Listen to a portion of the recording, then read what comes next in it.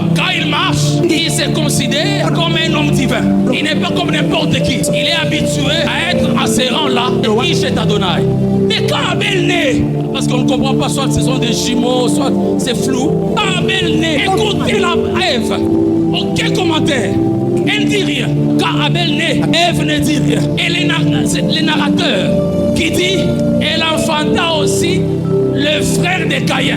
Abel n'est même pas considéré comme un sujet. On le considère à la lumière de son frère. Combien de parents ne cessent de comparer leurs enfants d'autres enfants? Soyez comme votre grand frère, soyez comme votre grande soeur.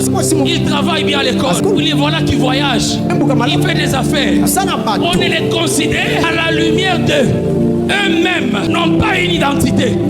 Et Caïn, il y a aussi des débats. On peut signifier une lance qui doit atteindre un objectif. Et Abel signifie vapeur. Vapeur. On comprend vapeur.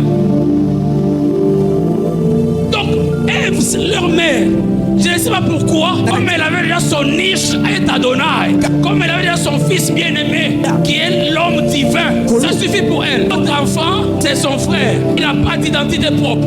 Chers parents, arrêtez de comparer les enfants. Chaque enfant est unique. Vous ne savez pas la frustration que vous créez. Si vous dites à un enfant, soyez comme. Quand est-ce qu'il sera comme lui-même? Il va passer toute sa vie à se considérer inutile. Alors les jours arrivent. Ils doivent présenter les offrandes. Il y a des débats. Il y a des gens qui disent Dieu a accepté l'offrande d'Abel, c'était l'offrande de sang. Parce que Dieu aime le sang. Moi, je n'ai pas de problème avec ça. Je n'entre pas là-dedans. Il y a d'autres qui disent Abel avait des bonnes dispositions du cœur par rapport à Caïn. Je n'entre pas là-dedans.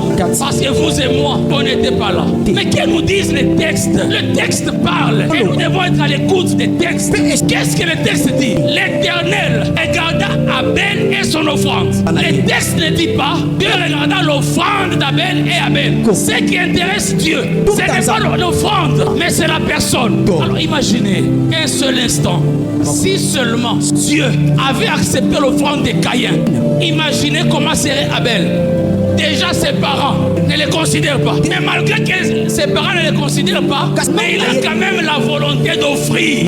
Imaginez, si Dieu avait accepté l'offrande de Caïn, ça voudrait dire Dieu allait soutenir les Ish et Adonai. En acceptant l'offrande d'Abel, Dieu est venu rétablir la justice. Parce que Abel était la vapeur, il était inutile même pour sa mère. Adam d'ailleurs ne dit rien. Adam est silencieux. Mais Ève considère pas Abel, mais Dieu les considère. J'aimerais dire à